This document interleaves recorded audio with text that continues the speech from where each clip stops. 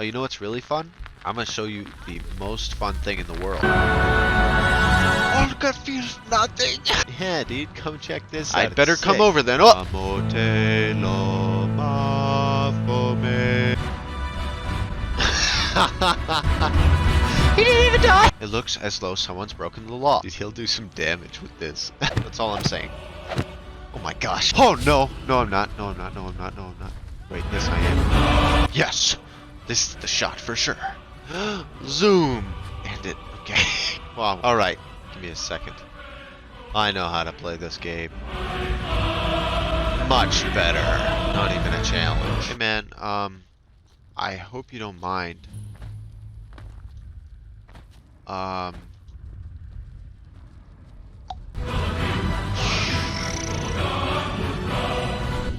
That is a nice bucket you got there, buddy.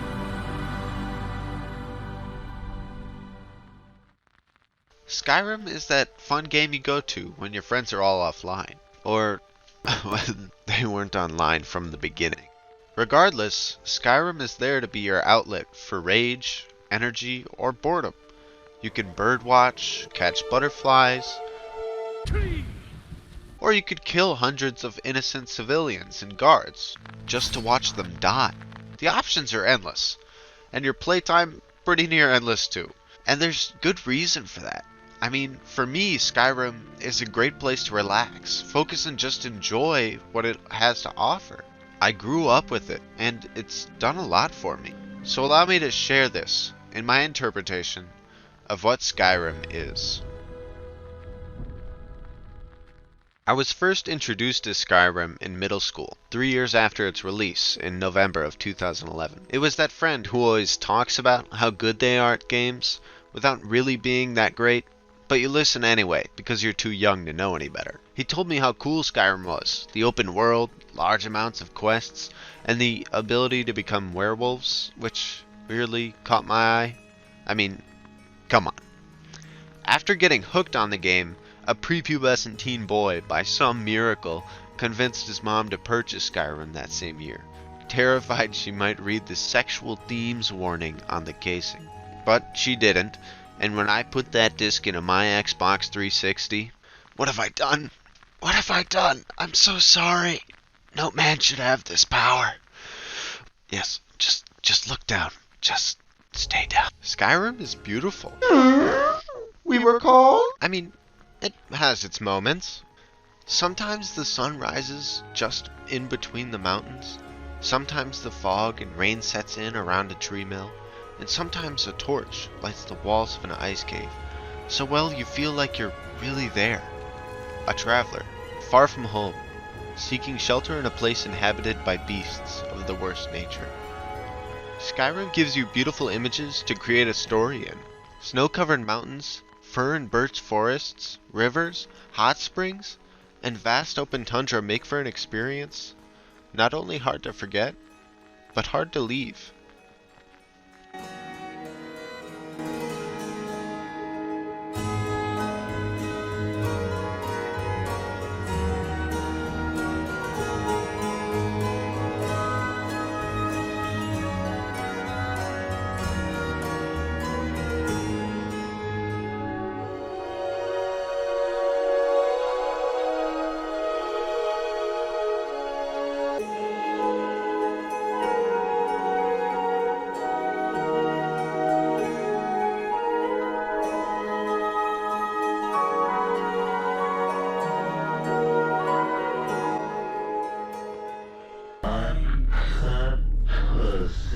Hello everyone, this is General Sam 123 and made a new character on Skyrim.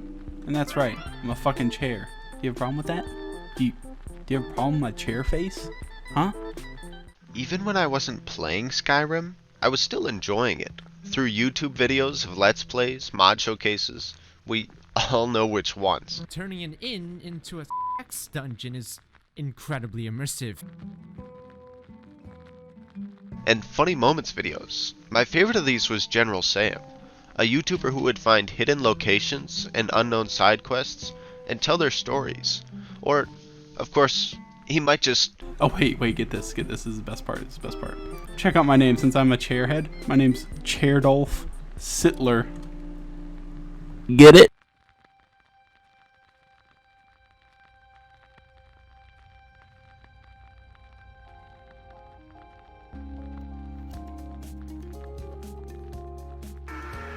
It was great. It was funny, it was interesting, and it led me to enjoy not just Skyrim's huge dragons and main quests, but the side characters, side quests, the little people, who added to Skyrim's character and hominess. Because Skyrim was my home away from home, the place I could go to be another person, a hero, a villain, a nobody if I wanted to, and all its parts coming together did that for me. It made Skyrim a second home. Skyrim is the ability to craft your own story. From simply picking between stupid Hadvar, the schmuck. Nobody likes Hadvar. I hope Hadvar falls in a pit of rats, covered in Kraft cheese whiz. I hate you, Hadvar. I hate Orwelloff. Nope. To making yourself the greatest chef in all Tamriel, whose specialty dish is a magnificent puree of death left to cure overnight, then flambéed, with a little mixture of pain and a sprinkle of suffering, to score and serve a la mode. Then once you've finished cooking up terror in the villages of Skyrim, you can join the College of Winterhold and master the art of illusion, or become a member of the Thieves Guild and literally strip people of all they own. You can even become the Hand of Destruction that shifts government and city structures, assassinating kings, clan leaders, and this old woman who runs an orphanage. Maybe the Dark Brotherhood isn't the call, but this doesn't even account for all the mod support Skyrim has. You can add new weapons and armors, find a shader to enhance Skyrim's graphics, and some teams are creating insane projects that I can't do any justice explaining, like the Beyond Skyrim and Skyblivion teams that are creating insane new landscapes from Skyrim's original platform for us, for our enjoyment. Skyrim gives us these choices to make our own creation and take them in the direction that we wish to travel without judging us or telling us to stop because we have 3 kids who need a father figure in their life, and you running around shouting at imaginary dragons and trying to scale a straight vertical wall is irresponsible, and she should have listened to her mother. Maybe you should have, Garen. my home internet has never been all that fantastic. With 0.1 down and 0.01 up, if I got bored, it was Skyrim I went. I created new characters all the time, playing for a few hours just to start again.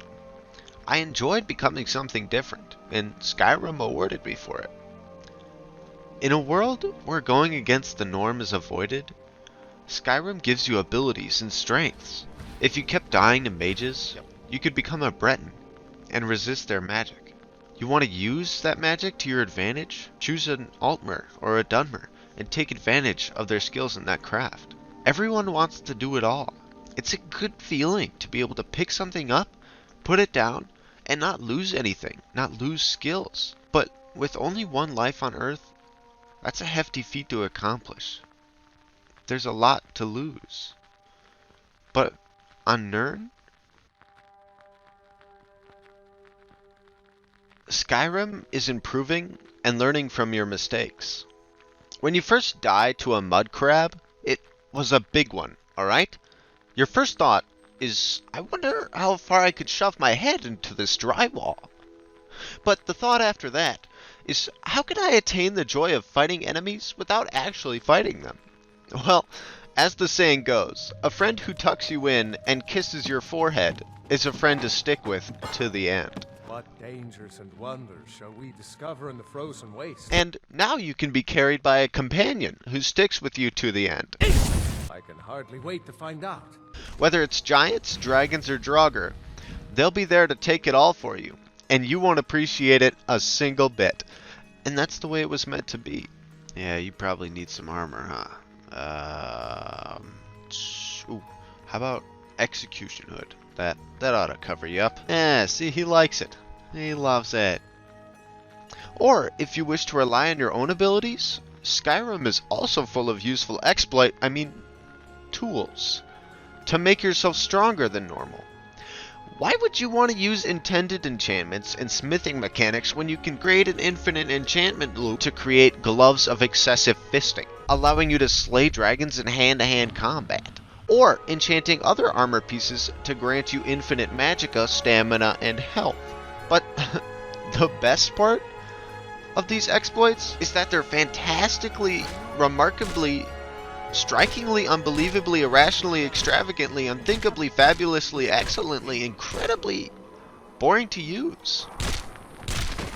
It isn't fun to die to a 5-star meal with claws, but defeating everything with one hit is so much worse. So you spend hours, days, weeks of your time grinding to increase that skill level so that you can become overpowered and earn it. Sure, your fists might no longer be comparable to a nuclear bomb, but you earn those fists, and you'll fist with just as much vigor, if not more, because of it.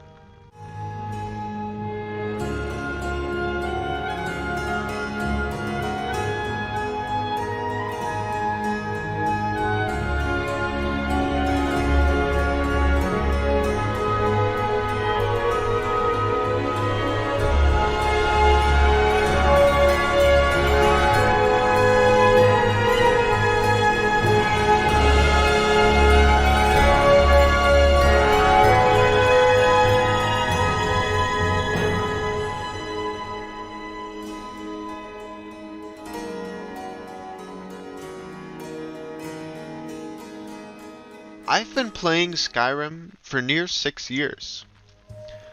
Since I was 13 years old. My friend who told me about the game moved away, and my friend group has changed a lot. Many of them don't even play games anymore, and I haven't played with the ones that have in years. Now, don't get me wrong, change is fantastic. It blossoms new relationships, ideas, and emotions, but the things that don't change can really make the world seem a little bit more normal. The water always flows, apples always fall from trees, and the sun always comes back around. Skyrim hasn't changed since launch. Sure, they fixed bugs and glitches, added DLC, but overall, Skyrim feel has stayed the same. It is one of the few things that won't change. One of the things that stays beautiful. One of the things that lets you make the choices. One of the things that will forgive you and forget your mistakes. And when things seem chaotic, Skyrim is being in control. Thank you.